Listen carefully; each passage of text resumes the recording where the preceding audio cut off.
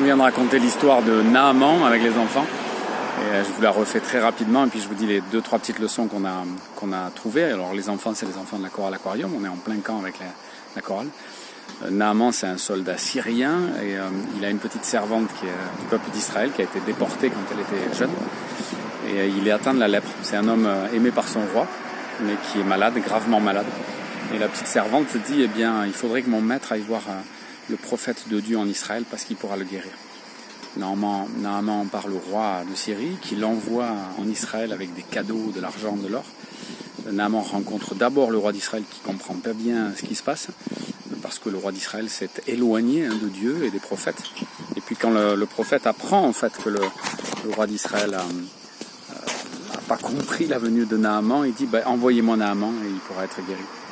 Le général syrien arrive devant la maison du prophète Élisée. Et Élisée envoie son serviteur dire au général, eh bien voilà, tu vas te plonger 7 fois dans la rivière du Jourdain et tu seras guéri.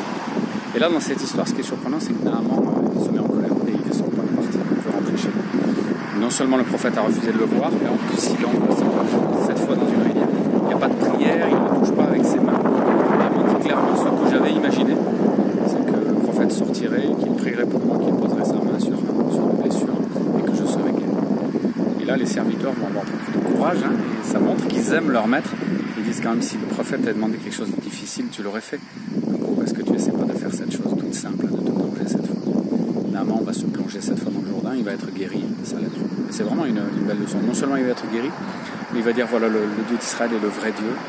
Et le prophète Élisée, j'aimerais que tu me pardonnes d'avance parce que je veux adorer ce Dieu maintenant. Mais chaque fois que je devrais rentrer dans le temple du Dieu de mon roi, comme mon roi est fatigué et qu'il s'agenouille et qu'il est vieux, je dois m'agenouiller avec lui, mais je ne veux plus adorer ces dieux-là. C'est une belle histoire. Le courage de la jeune fille qui, malgré ce kidnapping, même si elle est déportée, eh bien, dit à son maître que le prophète d'Israël, le prophète de Dieu, pourrait la guérir. Et elle a le courage d'en parler. Et des fois, une toute petite parole suffit pour changer la vie de quelqu'un. Il va être guéri et il va rencontrer Dieu aussi. Et puis, le courage d'Élisée, qui décide de ne pas sortir. C'est un grand général, mais il lui transmet simplement la parole de Dieu. Il faut peut-être que le général syrien passe par la confiance aussi. Voilà, il aurait pu le guérir en priant, en le touchant, en sortant.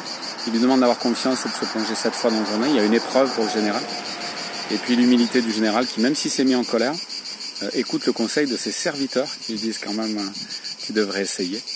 Et il va être guéri suite à ça. C'est vraiment une belle leçon.